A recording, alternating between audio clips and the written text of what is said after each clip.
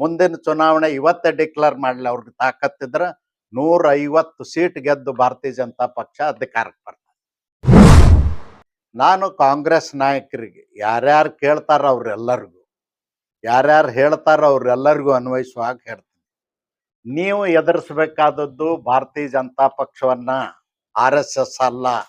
ನೀವು ಎದುರಿಸಬೇಕಾದದ್ದು ಮೋದಿ ಅವ್ರನ್ನ, ಅಮಿತ್ ಶಾ ಅವ್ರನ್ನ, ಮೋಹನ್ ಭಾಗವತ್ರವ್ರನ್ನ ಅಲ್ಲ.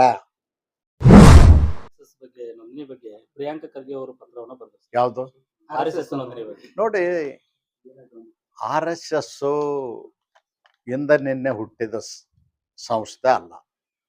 ಬ್ರಿಟಿಷ್ ಕಾಲದಲ್ಲೇ RSS ಸ್ಥಾಪನೆ ಆಗಿದೆ. RSSನವರು ಅವ್ರ ರಾಜಕೀಯ ಪಕ್ಷಕ್ಕೆ ಸಂಬಂಧ ಇಲ್ಲ.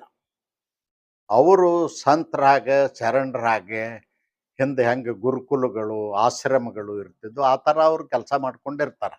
ಅವರು ಒಂದೇ, ದೇಶದ ರಕ್ಷಣೆ, ದೇಶದ ಸಂಸ್ಕೃತಿ ಉಳಿಬೇಕು, ದೇಶ ಹಿಂದೂ ರಾಷ್ಟ್ರವಾಗಿರೋದ್ರಿಂದ ಹಿಂದೂ ಧರ್ಮಕ್ಕೆ ತೊಂದರೆ ಆಗಬಾರದು ಅನ್ನೋದ್ರ ಬಗ್ಗೆ ಅಷ್ಟೇ ಅವರು ಗಮನ ಕೊಡ್ತಿರ್ತಾರೆ. ಉಳಿದ್ರ ಕಡೆ ಅವ್ರದ್ದು ಗಮನ ಇರೋದಿಲ್ಲ.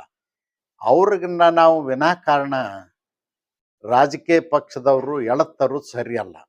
ನಾನು ಕಾಂಗ್ರೆಸ್ ನಾಯಕರಿಗೆ ಯಾರ್ಯಾರು ಕೇಳ್ತಾರ ಅವ್ರೆಲ್ಲರಿಗೂ, ಯಾರ್ಯಾರು ಹೇಳ್ತಾರ ಅವ್ರೆಲ್ಲರಿಗೂ ಅನ್ವಯಿಸುವಾಗ ಹೇಳ್ತೀನಿ, ನೀವು ಎದುರಿಸಬೇಕಾದದ್ದು ಭಾರತೀಯ ಜನತಾ ಪಕ್ಷವನ್ನ, RSS ಅಲ್ಲ. ನೀವು ಎದುರಿಸಬೇಕಾದದ್ದು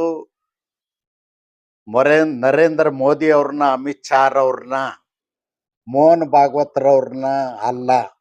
ಅದಕ್ಕೆ ನಾನು ನಿಮಗೂ ಒತ್ತಾಯ ಮಾಡ್ತೀನಿ, ಅರ್ಥ ಮಾಡ್ಕೊಂಡು ರಾಜಕಾರಣ ಮಾಡಿ, ಅರ್ಥ ಮಾಡ್ಕೊಂಡು ಆರೋಪ ಮಾಡಿ. ನೀವು ಎದುರಿಸ್ಬೇಕಾದದ್ದು ಭಾರತೀಯ ಜನತಾ ಪಕ್ಷ, ನರೇಂದ್ರ ಮೋದಿ, ರಾಷ್ಟ್ರೀಯ ನಮ್ಮದೊಂದು ಪಕ್ಷ. ಅದನ್ನು ಎದುರಿಸ್ಲಿಕ್ಕೆ ಏನು ಬೇಕೋ ಅದು ಮಾಡಿ. ಸುಮ್ಮನೆ ಅದು ಇದು ಆರೋಪ ಮಾಡೋದ್ರಿಂದ ಯಾವ ದಡನೂ ಮುಟ್ಟೋದಿಲ್ಲ. ಇದನ್ನು ಮಾಡೇನೆ ದೇಶದಲ್ಲಿ ಕಾಂಗ್ರೆಸ್ ನಶಿಸಿ ಹೋಗ್ಯದ. ಮುಂದಿನ ಚುನಾವಣೆ ಇವತ್ತೇ ಡಿಕ್ಲೇರ್ ಮಾಡಲಿ. ಅವ್ರಿಗೆ ತಾಕತ್ತಿದ್ರೆ 150 ಸೀಟ್ ಗೆದ್ದು ಭಾರತೀಯ ಜನತಾ ಪಕ್ಷ ಅಧಿಕಾರಕ್ಕೆ ಬರ್ತದೆ. ಪಥಸಂಚಲನ ಮಾಡ್ಬೇಕಾದ್ರೆ ಅನುಮತಿ ಪಡಿಬೇಕು. ಪಥಸಂಚಲನ ಮಾಡ್ಬೇಕಾದ್ರೆ ಅನುಮತಿ ಪಡಿಬೇಕು. ನೋಡಿ, ಅವ್ರು RSSದವರು ಪಥಸಂಚಲನ ಮಾಡ್ಬೇಕಾದ್ರೆ ಯಾವಾಗಲೂ ಪರ್ಮಿಷನ್ ತಗೊಂಡೇ ಮಾಡ್ತಾರೆ. ಕಾರ್ಯಕ್ರಮ ಮಾಡ್ಬೇಕಾದ್ರೆ ನಿಯಮಾನುಸಾರ ಮಾಡ್ತಾರೆ.